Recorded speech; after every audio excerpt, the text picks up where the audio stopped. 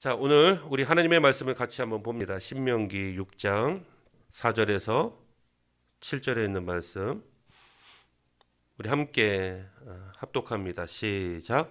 이스라엘아 들으라. 우리 하나님 여호와는 오직 유일한 여호와이시니 너는 마음을 다하고 뜻을 다하고 힘을 다하여 내 하나님 여호와를 사랑하라. 오늘 내가 내게 명하는 이 말씀을 너는 마음에 새기고 내 자녀에게 부지런히 가르치며 집에 앉았을 때에든지 길을 갈 때에든지 누워 있을 때에든지 일어날 때에든지 이 말씀을 강론할 것이며. 아멘. 우리가 2주 동안 계속해서 신명기 6장에 있는 이 말씀을 가지고 계속 들어왔습니다. 그래서 지난 시간에 쉐마라는 것을 우리가 들었는데요. 오늘은 구원받은 자의 사명이 무엇인가 라는 주제를 가지고 함께 여러분들과 말씀을 가지고 나눠보려고 해요. 우리가 지난 시간에 들었던 말씀 중에 단어가 쉐마라는 단어를 들었죠. 이 쉐마라는 이 단어는요, 히브리어로 들으라라는 뜻의 명령형입니다. 그래서 오늘 본문 우리가 다 읽지는 않았지만 본문 6장 4절에서 9절에 있는 말씀들을 총칭하는 말로 쉐마라는 뜻으로 널리 알려져 있죠.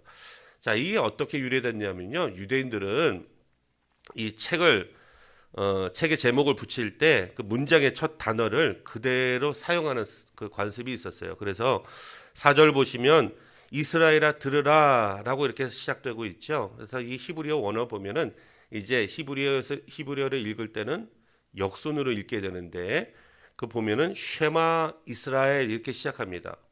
그래서 쉐마 이스라엘의 첫자 쉐마가 기록된 이 단어를 가지고 이 4절부터 9절에 있는 말씀을 쉐마로 이제 불려지게 된 것이죠. 자, 4절 5절 한번 제가 읽어 드릴까요? 이스라엘아 들으라. 우리 하나님 여호와는 오직 유일한 여호와이시니 너는 마음을 다하고 뜻을 다하고 힘을 다하여 내 하나님 여호와를 사랑하라 라는 이 말씀이에요. 물론 6절에서 9절까지 있는 말씀도 있지만 4절부터 5절에 있는 말씀이 쉐마의 핵심이라는 것이죠. 이 신명기 6장의 이 쉐마는 이 가정에서 자녀들에게 무엇을 부모가 가르칠지 또 부모가 어떻게 교육할 것인가라는 이 구체적인 대안을 제시해주고 있는 하나님의 말씀인 것입니다. 그래서 유대인들은 7절에 보면 내 자녀에게 부지런히 가르치며 누워 있을 때든지 일어날 때든지 뭐 언제든지 어디서든지 이 아침과 저녁에 꼭 이 쉐마를 암송해 왔다는 거예요. 그러니까 아이가 태어나서 이제 말을 하기 시작하면서부터 부모는 뭘 해야 되냐면요, 가장 먼저 할 일이 바로 이 쉐마의 첫 절인 4절을 가르치도록 규정되어져 있었기 때문에 그렇습니다. 자, 신명기 6장의 이 쉐마는요, 유대인들의 신앙의 핵심일 수밖에 없는 것이죠. 마찬가지로 구약의 이스라엘 백성들뿐만 아니라 오늘도 예수 그리스도를 나의 구주로 믿고 구원받은 하나님의 자녀로 살아가고 있는 저와 여러분들, 또 이 땅 가운데 살아가고 있는 모든 그리스도인들에게 주시는 하나님께서 주시는 신앙의 핵심이기도 하다라는 것입니다. 그러니까 구약에 있는 말씀이 곧 이스라엘 백성들에게도 말씀 주신 것이지만 오늘날 살아가고 있는 저와 여러분들 신앙인들에게도 동일하게 주신 하나님의 명령이라는 사실을 깨달으시기를 축복합니다. 자, 예수님께서도 가장 중요한 계명이 무엇입니까? 라고 묻는 한 서기관이 있었어요. 그 서기관한테 뭐라고 대답을 했냐면 바로 이 쉐마 6장, 신명기 6장에 있는 말씀을 인용하시면서 마태복음 22장 37절 38절에 이렇게 말씀하셨어요. 제가 읽어드릴게요. 예수께서 이르시되 내 마음을 다하고 목숨을 다하고 뜻을 다하여 주 너의 하나님을 사랑하라 하셨으니 이것이 크고 첫째 되는 계명이요. 제가 인용하지는 않았지만 39절 40절에 또 둘째도 이와 같으니 내 이웃을 내 자신처럼 사랑하라 라는 그 말씀이 이어지게 되는 것입니다. 자, 그렇다면 여기서 마음을 다하고 뜻을 다하고 힘을 다하여 하나님을 사랑하고 자녀들에게도 이 말씀을 부지런히 가르치면 도대체 어떤 일이 생겨나게 될까요? 어떤 일이 일어나게 될까요? 우리가 읽지는 않았습니다. 2절 보십시오. 내 날이 장구하게 될 것이래요. 내 날이 장구하게 되리라. 이 말씀은 장수의 뜻도 있겠지만은 하나님께서 주신 그 복을 누리는 날이 길어진다는 거예요. 대대로 이어지게 된다는 것입니다. 3절에도 보십시오. 내가 복을 받게 된다는 거예요. 또 내가 크게 번성하게 된다라는 것입니다. 그러니까 마음을 다하고 뜻을 다하고 힘을 다하여 주 너의 하나님을 사랑하며 살아가면, 또 하나님께서 주신 약속의 말씀대로 지키며 살아가게 될 때 내가 장구하게 되고 내가 복받게 되고 내가 크게 번성하게 된다라는 하나님의 약속이 우리에게 주어지게 된다는 것입니다. 자, 약속하신 하나님의 축복과 은혜를 우리와 뿐만 아니라 우리들의 자녀들이 여러분 세상 가운데서도 주님 오실 때까지 아주 장구하게 누리게 되는 줄로 믿습니다. 그런데 안타까운 것은 뭐냐면요, 하나님의 약속의 말씀이 분명히 있죠. 축복의 말씀이 분명히 있어요. 그런데도 불구하고 믿지 못하는 사람들이 있다는 거예요. 오늘 신명기 6장에 있는 말씀도 모세가 하나님께로부터 말씀을 받아서 이스라엘 백성들에게 선포했음에도 불구하고 이스라엘 백성들이 이 말씀을 듣고 여러분 그 말씀대로 지켜 행했으면은 하나님께서 약속하신 모든 복을 다 받아 누렸을 텐데, 안타깝게도 이스라엘 백성들 중에서도 그러지 못한 백성들이 있었다는 것이에요. 오늘날도 마찬가지 아닙니까? 예수를 믿는다고 하지만은 교회에서 정말 교인으로 우리가 신앙생활을 하고 있지만, 여러분 세상 가운데 나갈 때 말씀에 순종하는 자들도 있지만 또 순종하지 못하는 자들도 사실 있잖아요. 여러분 이런 걸 볼 때 참 안타까울 수밖에 없는 것이죠. 자, 여기에서 그 박용우 작가라고 아시는지 모르겠는데 박용우 작가가 쓴 책이 있습니다. 그 책 중에 관점을 디자인하라라는 책이 있어요. 그 책에 소개된 구절을 잠시 소개시켜 드리려고 합니다. 그 뭐냐면, 망하는 사람이나 기업에는 공통점이 있다. 그중 하나는 교만하고 건방지다라는 것이다. 교만하거나 건방지면 다른 사람을 무시하게 되어 있다. 무시라는 말은 없을 무, 볼시라는 글자로 이루어져 있다. 볼 수 없다는 뜻이니 이 말을 한 글자로 표현하면 눈멀맹이 된다. 눈멀맹이 된다. 누군가를 무시한다는 것은 앞이 안 보인다는 것이다. 눈이 멀었기 때문에 판단할 수 있는 지표가 그들에게는 보이지 않는다. 자, 좀 전에 말씀드렸죠. 왜 하나님의 약속의 말씀이 있고 이 말씀대로 지켜 행하면 축복이 임하게 되는데 왜 순종하지 않을까요? 그것은 바로 무시하기 때문에, 무시. 볼 수 없기 때문에, 눈이 멀었기 때문에, 결국 뭐냐면 믿지 못하기 때문에, 그것이 바로 교만이다라는 거예요. 교만이다. 요약하면 교만하고 건방지면요, 눈에 뵈는 게 없다는 거예요. 올바르게 사리 분별을 할 수 없다는 뜻이죠. 자, 교만한 사람은 자기 자신을 아주 잘 보고 있다고 착각합니다. 자기 자신은 신앙생활도 잘하고 사회에서도 법 없이도 살 수 있다라고 자기 자신만 믿고 살아가는 자, 이런 사람들이 교만한 거예요. 하나님의 뜻이 뭔지 보지 못합니다. 교만한 사람은 자기 자신의 죄가 뭔지 보지 못합니다.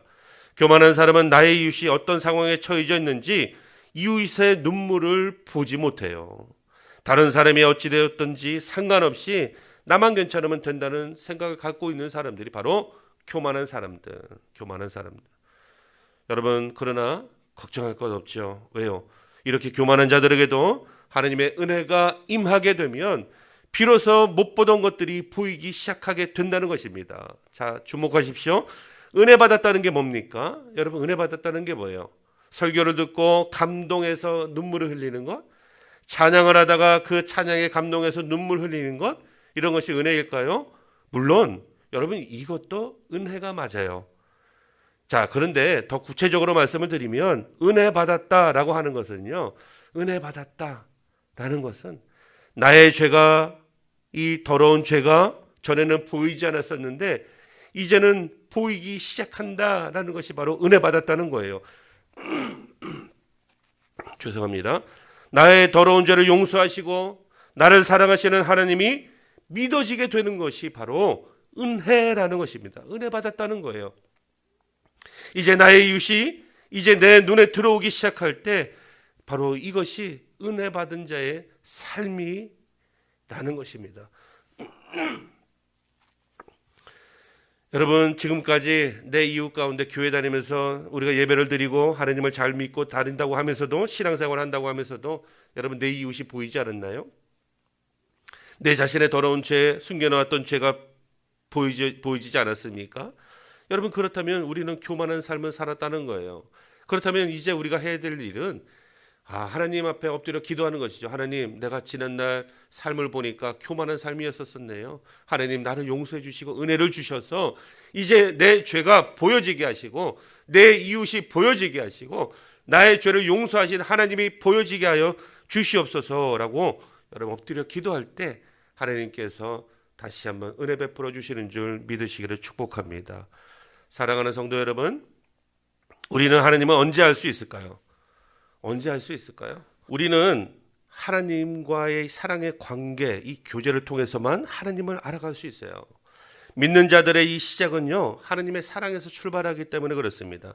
하나님께서, 우리가 먼저 하나님을 사랑했나요? 성경은요, 하나님께서 우리가 먼저 하나님을 사랑한 것이 아니라 하나님께서 우리를 먼저 사랑하셨다라고 말씀하고 계세요.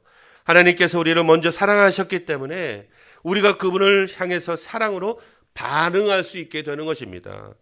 하나님의 사랑이 없이는 우리는 하나님의 형상을, 하나님의 사랑을 반영해 낼 수가 없어요. 그리고 내가 누구인지, 나의 존재는 무엇인지 자기 자신은 알 수 없을 뿐만 아니라 하나님을 알 수도 없고 여러분 하나님의 역사를 여러분 경험할 수도 없습니다. 우리 모두는 하나님을 닮은 하나님의 형상대로 지음을 받았기 때문에 그래요. 그러므로 우리의 삶은 여러분 하나님을 닮은 존재의 모습을 반사해내는 거울로 살아야 된다라는 거예요. 하나님을 비춰내는 거울. 저와 여러분들은 하나님을 비춰내는 거울의 삶을 살아야 되는 거예요.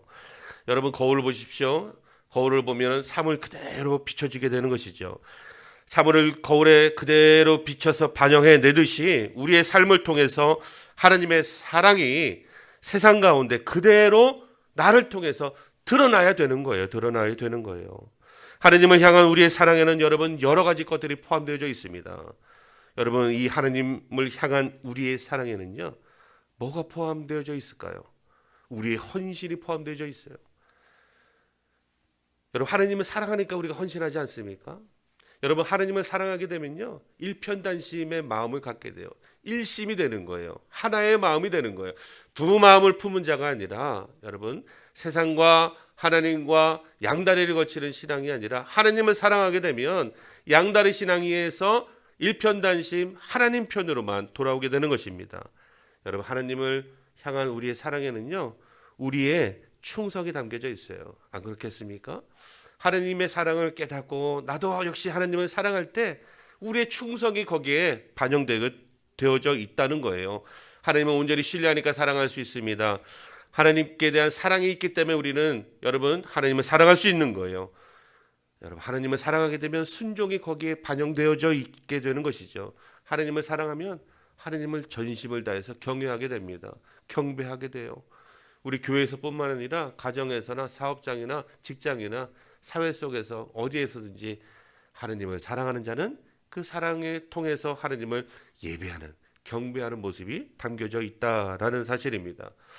하나님 사랑은 우리 안에서 일어나기 때문에 여러분 우리 안에서 일어나는 그 하나님의 사랑이 여러분 우리가 온 마음을 다해서 마음을 다하고 힘을 다하고 뜻을 다해서 주 나의 하나님은 사랑할 수 있게 되는 것이죠.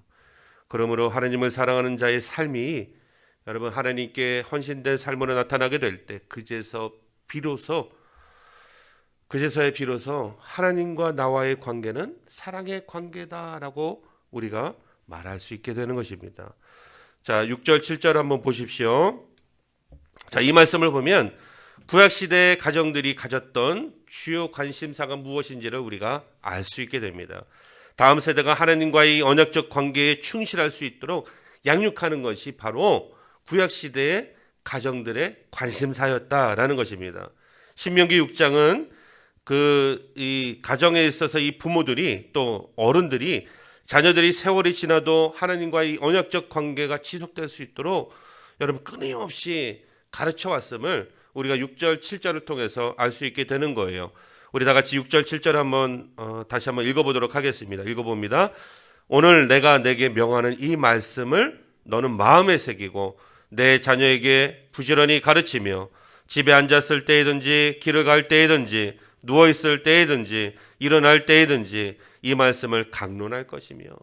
여러분, 언제든지 어디서든지 여러분 기성세대나 부모들은 항상 자녀와 다음 세대들에게 하나님의 말씀을 가르치고 또 어디에 있든지 강론하라 라고 말씀하고 있는 거예요. 끊임없이 가르쳐야 되는 것입니다. 제가 지금까지 살아오면서 가장 아쉬웠던 점 중에 하나가 뭐냐면요, 아이들을 좀 더 어렸을 때부터 이 신명기 말씀으로, 성경 말씀으로 참 가르치지 못했다는 것이 상당히 좀 많이 아쉬워요. 가르쳐 왔긴 했지만은 그 아이들끼리 읽으라고만 방치했다는 거예요. 이게 아쉽다는 겁니다. 함께 하지 못했다는 거예요.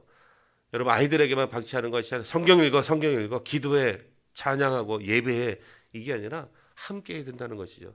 내가 자녀와 함께 말씀을도 자녀와 함께 어렸을 때부터 같이 읽어왔었더라면 하는 그런 후회가 있다는 거예요. 함께 말씀을 읽고 함께 기도하고 함께 말씀을 가지고 나누고 함께 하나님에 대해서 얘기하고 함께 예수님에 대해서 얘기하고 함께 우리 안에 함께 하시는 성령 하나님에 대해서 우리가 얘기하고 신앙생활이라는 어떤 것인가, 그리스도인으로 살아간다는 것은 어떤 것인가, 이런 것들을 함께 더 많은 대화가 있었더라면 하는 점이 많이 아쉽습니다. 그래도 참 감사한 것은 지금이라도 여러분 그런 것들을 깨달았기 때문에 감사한다라는 것이죠. 늦었다고 하는 이 순간, 여러분 이 순간이 가장 빠르다고 생각해 보게 됩니다. 여러분, 우리 성도님들도 함께 하나님의 명령에 순종하는 이 은혜가 있기를 예수님의 이름으로 축원합니다. 여러분, 지금까지 하지 않았다면 지금부터 하면 되는 거예요. 지금부터 하십시오. 청년들이 있습니까? 결혼하지 않았습니까?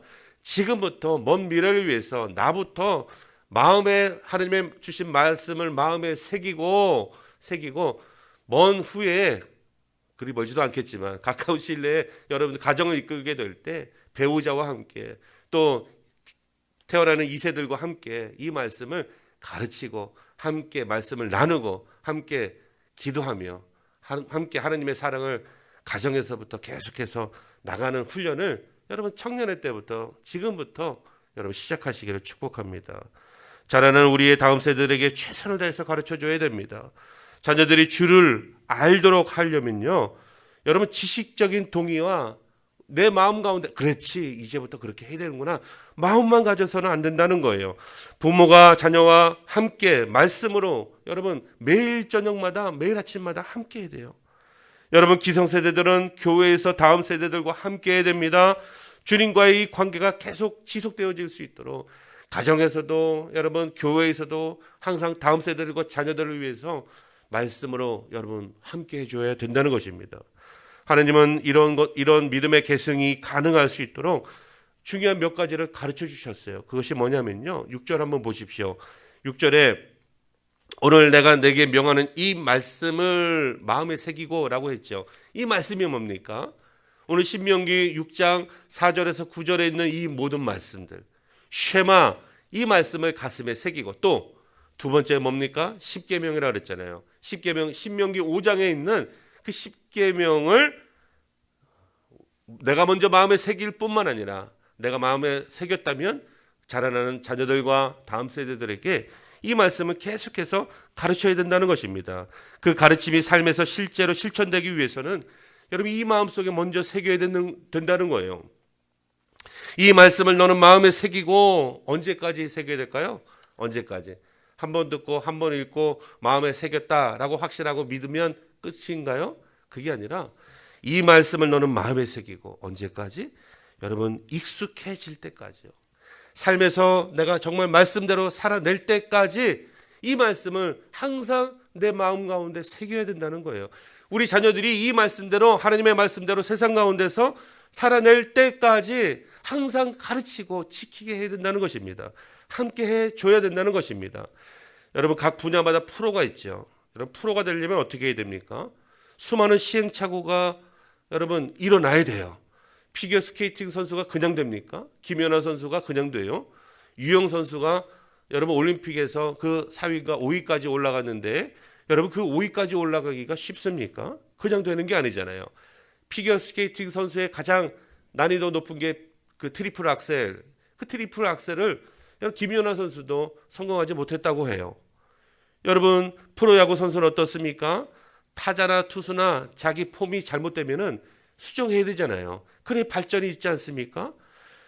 여러분 모든 운동선수가 한 가지 동작을 익히기 위해서 수천 번 수만 번의 반복을 거듭한다라는 거예요. 골프 선수도 마찬가지입니다. 티샷 할 때나 퍼팅할 때나 여러분 조금만 몸이 여러분 그 교본대로 하지 않으면 이 공이 다른 데로 나가게 된다는 것이죠. 패션 모델들 어떻습니까? 가장 중요한 게 뭐예요? 걷는 동작이잖아요. 워킹이 가장 중요하지 않습니까? 자세가 흐트러지면은 이 걸을 때 패션 모델이 걸을 때 이쁘게 안 나온다라는 것이죠. 그러면 프로가 될 수 없는 거예요. 여러분 간단한 라면을 끓일 때도 수많은 시행착오까지는 아니지만 많은 연습이 필요하죠. 많은 연습이 필요해요. 우리 아이들은요, 우리 저희 그 딸하고 아들은요 아직까지도 아빠를 못 믿어요. 왜요? 라면 물을 아직도 못 맞춘다고. 그래서 아빠가 끓이는 라면은 어떨 때는 싱겁고 어떨 때는 짜대요. 그래서 싱거울 때는 건강을 생각해서 그냥 먹어. 그리고 짜다 그러면은 나트륨도 좀 섭취를 해야 되니까 그냥 먹어. 이렇게 얘기를 하는데 여러분 라면 하나 맛있게 잘 끓이는 것도요. 여러분 연습이 필요한 거예요. 반복적인 연습이 필요하잖아요. 하나님께서 약속하신 가나안 땅에 그 땅에 들어가서 살게 하기 위해서 하나님은 오늘 신명기에 있는 말씀을 모세를 통해서 다시 한번 주신 거예요. 여러분 가나안 땅 어떤 땅일까요? 아직 이들은 들어가 보지 못했던 미지의 땅이잖아요. 하나님께서 약속하신 그 땅이잖아요. 젖과 꿀이 흐르는 그 땅이라고 하니까 이스라엘 백성들이 얼마나 마음 가운데 상상이 됐을까요? 와, 우리가 이제 그 땅에 들어가는구나. 그 땅에 들어가면 우리는 이제 날마다 행복한 나날들이 펼쳐지게 되는구나. 여러분 상상의 나래를 펴지 않았겠습니까? 여러분 가나안이라는 그 땅에 들어가서 하나님의 말씀대로 순종하면서 하나님의 거룩함을 닮은 존재로 살아내기 위해서는요, 하나님이 주신 이 말씀이 중요하다라는 거예요. 그래서 새기고 또 새기라고 하나님께서 반복적으로 말씀해 주시는 것입니다. 믿음이 약해서 세상 유혹과 제약에 넘어지게 되면 다시 말씀으로 새기고 또 새겨서 결국에는 이 하나님의 형상을 닮은 존재로 세상에서 모델이 되어야 하기 때문에 그래요. 그래서 부모들이 먼저 하나님을 닮은 또 하나님을 사랑하는 모델이 되어준다면 자녀들도 역시 부모님과 같이 하나님과 사랑의 관계를 맺어갈 수 있기 때문에 하나님께서는 이 말씀을 내 마음에 먼저 새기고라고 말씀을 하고 계시는 것입니다. 그리고 자녀들에게 부지런히 가르치고 어디에서든지 언제든지 이 말씀을 가지고 강론할 것이며 라고 명령하신 것입니다. 7절에서 모세는 내 자녀에게 부지런히 가르치라 라고 명령하고 있죠. 하반절에 보십시오. 이 말씀을 강론할 것이며 라고 명령하고 있습니다. 우리가 자녀들 앞에서 본이 되는 것도 정말 중요합니다. 동시에 정해진 경건의 시간이 있을 거 아니에요? 아니면 일상적인 대화가 있을 거 아닙니까? 여러분 밥 먹을 때 가족 모두가 모여서 대화를 하게 되겠죠. 또한 삶에 대해서 말할 때에도 하나님이 명령하신 말씀을 여러분 자녀들에게 전해야 된다는 거예요. 밥을 먹을 때 가족들이 모이면, 또 자녀들과 어떤 시간을 가질 때, 또 자녀들과 가정에서 예배를 드릴 때, 여러분 그런 모든 시간들 속에서 하나님이 명령하신 이 말씀을 자녀들에게 어떻게 해서든지 가르쳐줘야 된다는 것입니다. 이 자녀와 대화하는 가운데 있을 거 아니에요. 뭐 쓸데없는 대화는 없겠지만은 그래도 사담으로 자녀들과 어떤 이런저런 얘기를 나누고 있을 때 의도적으로 하나님에 대해서 여러분 전달해야 되는 것이 바로 강론이라는 거예요. 뭐 말씀을 강론할 것이며 이러니까 목사가 돼서 설교자처럼 말씀에 대해서 뭐 풀이를 하고 원어 뜻이 무엇이고 이 속에 담겨진 하나님의 뜻이 무엇인지를 자녀들에게 풀어서 가르쳐 주는 것이 강론이 아니고요. 어떻게 해서든지 자녀들과 시간을 가질 때 대화 속에 하나님을 드러내는 거, 어떻게 하면 무엇을 같이 할 때 자녀들과 함께 할 때 하나님께서는 이런 말씀을 주셨단다라고 자녀들에게 계속해서 들려주는 거, 이것이 바로 이 말씀을 강론한다라는 뜻입니다. 하나님은 먼저 구원받은 자들을 통해서 가족 누구에게인가 여러분 영향력을 미치기를 원하고 계시죠. 그러나 그 가족이 혈연 관계로 맺어진 친가족 공동체일 수도 있고요.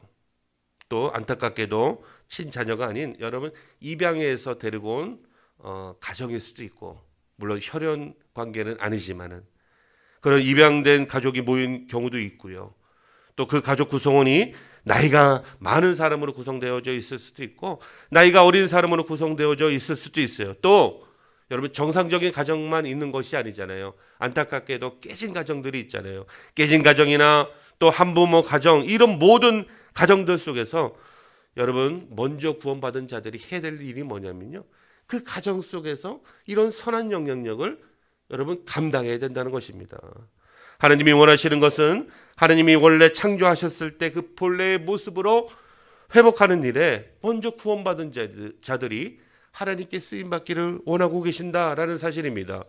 여러분 이런 일에, 또 하나님이 회복하기를 원하시는 이런 일에 교회가 앞장서서 일하기를 원하고 계신다는 것입니다. 그래서 우리 더불어 누리는 교회는요, 여러분 우리가 교회를 세울 때부터 먼저 하나님과 더불어 누리는 삶이 회복되어지고, 여러분 이웃과 이웃이, 또 성도와 성도가, 성도와 다음 세대가, 성도와 또 한국에 있는 모든 교회와 선교지와 열방이 함께 더불어 누리며 회복되어지는 이 꿈을 꾸고 있지 않습니까? 이 비전을 가지고 특별히 다음 세대가 정말 말씀으로 회복되길 위해서 교회에서도 뿐만 아니라 각 가정에서 여러분 먼저 믿은 부모가 자녀들에게 하나님의 말씀을 여러분 계속해서 가르치는 이런 말씀의 운동이 회복되어지는 것이 더불어 누리는 교회의 비전 아니겠습니까?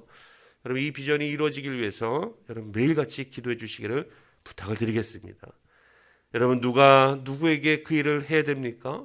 먼저 믿은 부모가, 먼저 믿은 교회에 있는 기성세대가 이 일을 감당해야 되는 거예요. 부모의 신앙을 자녀들과 나누고, 교회 어른들은 어떻습니까? 교회에 있는 다음 세대들에게 하나님에 대해서 가르쳐주고, 하나님의 말씀을 가르치고, 어떻게 신앙생활하는 것인지 나의 삶을 통해서 본을 보여주고 모델이 되어주고, 여러분 우리에게 주신 아들과 딸, 여러분 이 아들과 딸 다음 세대는요, 하나님이 선물로 주셨다는 거예요. 성경이 기록하고 있어요. 자녀들은요, 하나님께서 주신 기업이라고 성경에서는 말씀하고 있습니다. 시편 기자는 시편 127편 3절 5절에서 이렇게 말씀하고 있습니다. 우리 다 같이 한번 읽어볼까요? 보라 자식들은, 자 다 같이 큰 소리로 시작. 보라 자식들은 여호와의 기업이요 태의 열매는 그의 상급이로다. 젊은 자의 자식은 장사의 수중의 화살 같으니 이것이 그의 화살통에 가득한 자는 복되도다. 그들이 성문에서 그들의 원수와談판할 때에 수치를 당하지 아니하리로다. 아멘. 여러분 우리의 자식들은 여호와의 기업이랍니다. 하나님의 기업이래요. 또 태의 열매는 그 사람의 상급이라고 얘기하고 있습니다. 젊은 자의 여러분 자식은요, 여러분 복되도다라고 말씀하고 있습니다. 복되도다. 수치를 당하지 아니하리로다. 그러나 그들도 역시 어떻습니까? 태어날 때 깐단하기가 무슨 죄가 있는 것 같습니까? 안타깝지만 성경에서는 태어나는 모든 사람들이, 이 땅의 모든 사람들이 죄인으로 태어나기 때문에 여러분 우리 자녀들이 태어날 때도 죄성을 가지고 태어나요. 그렇기 때문에 여러분 신명기 6장에 있는 이 말씀을 반드시 자녀들에게 태어날 때부터, 말을 시작하게 될 때부터 가르쳐야 된다는 것이죠. 여러분 좀 더 일찍 시작한다면 뱃속에 아기가 있을 때부터 하나님의 말씀으로 뱃속에 있는 태 열매에게 들려줘야 된다는 거예요. 여러분 태교, 다른 것이 태교가 아니라 하나님의 말씀으로 태교하는 것을 주변에 아직도 모르는 사람들에게 여러분 먼저 믿으신 분들이 가르쳐 주시기를 축복합니다. 여러분 부모들은요, 자기 자녀들을 위해서 마음과 힘과 뜻을 다하여서 하나님과의 사랑의 관계, 이 언약적인 관계를 맺을 수 있도록 여러분 태어날 때부터 계속해서 가르쳐야 되는 거예요. 아유 이제 나는 뭐 나이가 뭐 늙어서 뭐 이제 나는 틀렸어. 여러분 이거는 잘못된 생각이고요. 뭐 나이 드실 때까지 뭐 지금까지 그런 거 몰랐다가 인지해서 겨우 알았다. 그러면요, 여러분 이때부터 여러분 우리들의 주변에 있는 자녀들이, 다음 세대가 이렇게 하나님의 말씀대로 살아낼 수 있도록 여러분 기도해 주시면 되는 거예요. 기도해 주시면 되는 거예요. 부모들은 언제 일을 해야 된다고 얘기하고 있습니까? 우리가 7절을 읽었듯이 집에 앉았을 때든지 길을 갈 때든지 누워있을 때든지 일어날 때든지 무슨 일을 하든지 언제나 할 수만 있으면 말씀을 자녀들에게 가르쳐야 된다는 거예요. 이것이 바로 우리가 이 땅에서 살아가는 삶의 방식인 것입니다. 구약시대 어머니들은요, 딸에게 어떻게 요리하는 방법을 가르쳐줬어요.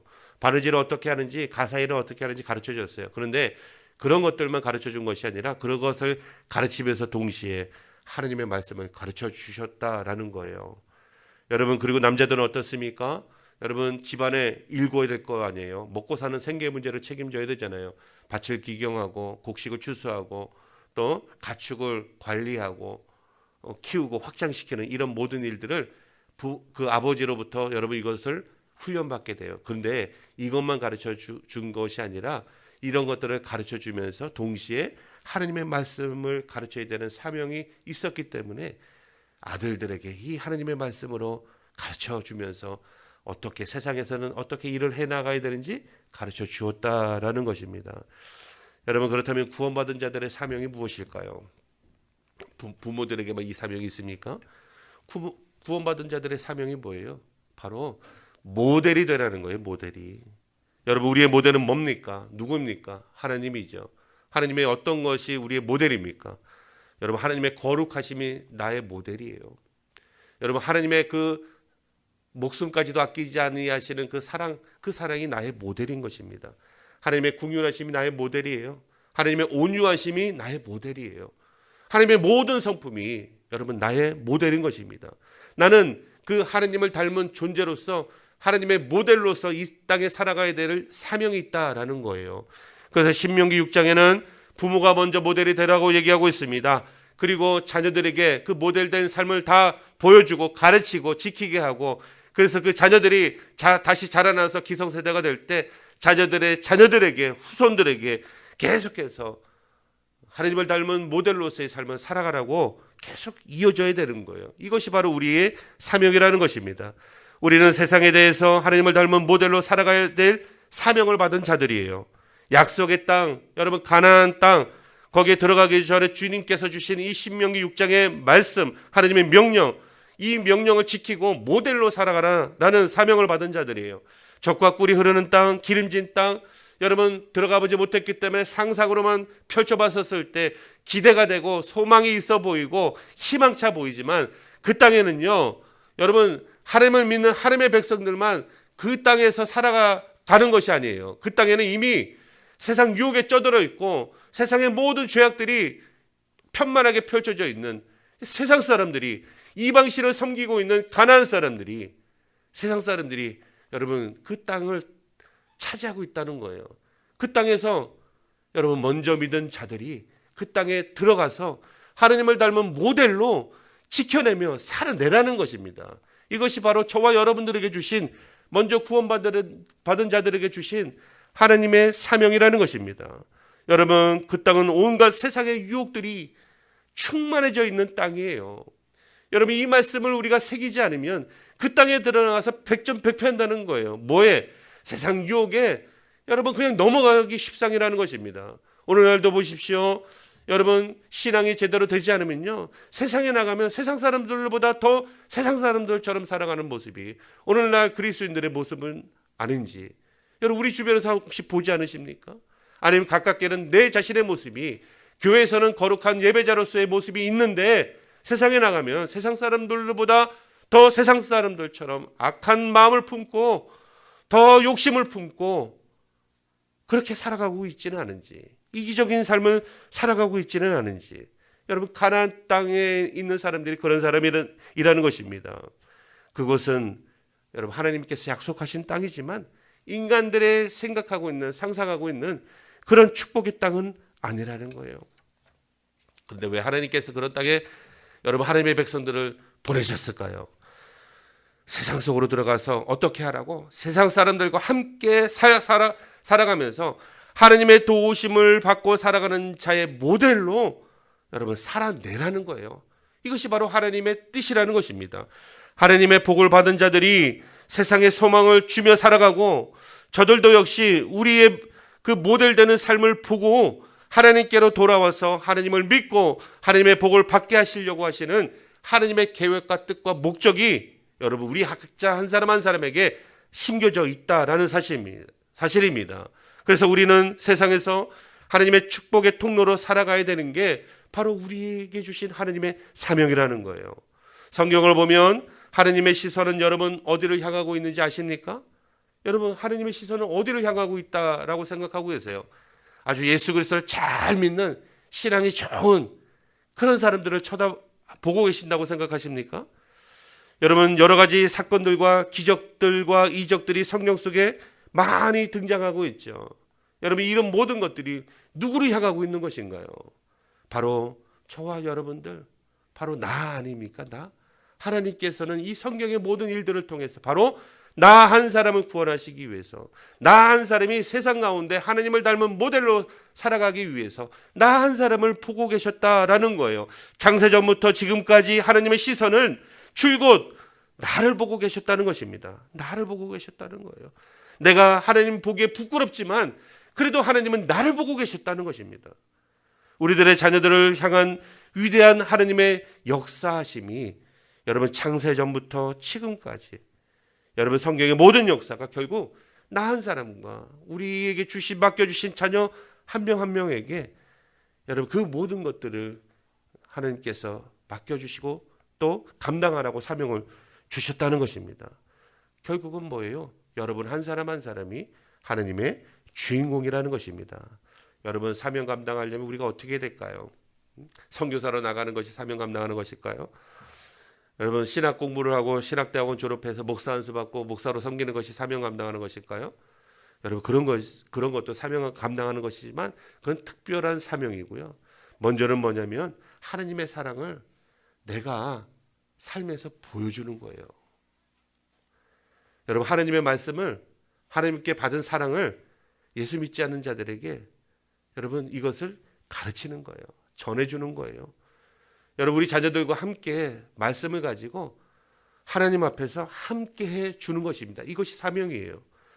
여러분 내가 누가 뭐라 할 것 없이 하나님의 말씀을 지켜내는 이 삶을요 내가 먼저 살면서 실천하는 것입니다. 이것이 사명을 감당하는 거예요. 내가 먼저 하나님의 말씀을 지켜내는 거, 내가 먼저 하나님을 어떻게 예배하는지, 내가 하나님을 믿는 사람으로 세상에서 어떻게 살아내는지 내가 먼저 세상에서 감당해내는 것, 이것이 바로 하나님이 우리에게 주신 사명인 줄 믿으시기를 예수님의 이름으로 축원합니다. 여러분 구원받은 자의 사명 어디에서 시작해야 될까요? 바로 나부터 시작해야 되는 거예요. 이 말씀을 내 마음에 새기고 믿습니까? 여러분 나로부터 시작한 이 사명이 여러분 가정으로 들어가게 되는 것이고 가정에서 자녀들에게 또 교회로 또 학교로 직장과 사업장으로 세상 속에서 우리는 하나님을 닮은 형상을 하나님의 사랑을 드러내면서 하나님의 영광을 위해서 맡은 바 사명을 감당해야 된다는 거예요. 여러분 사명이라는 거 거창한 게 아니라고 그랬죠. 바로 내가 하나님의 말씀대로 살아내면 그것이 구원받은 자의 사명인 줄 믿으시기를 예수님의 이름으로 간절히 축원합니다. 여러분 교회와 먼저 믿은 우리가 하나님을 닮아가게 되고 또 그렇게 변해져 나갈 때 우리 한 사람 한 사람을 통해서 가정이 변화되고 자녀들이 변화되고 우리가 사는 지역이 변화되는 줄로 믿습니다. 하나님은 오늘도 이 사명을 감당할 자를 부르시고 계시고 찾고 계신다는 사실을 분명하게 깨달아 우리가 세상 속에서 하나님이 찾으시는 그 영혼들을 향해 나의 삶을 통해 여러분 구원받은 자의 사명을 다 감당하시는, 그래서 하나님 나라가 확장되어지는 역사가 나 한 사람을 통해서 나타나시는 놀라운 은혜가 있기를 예수님의 이름으로 간절히 축원합니다.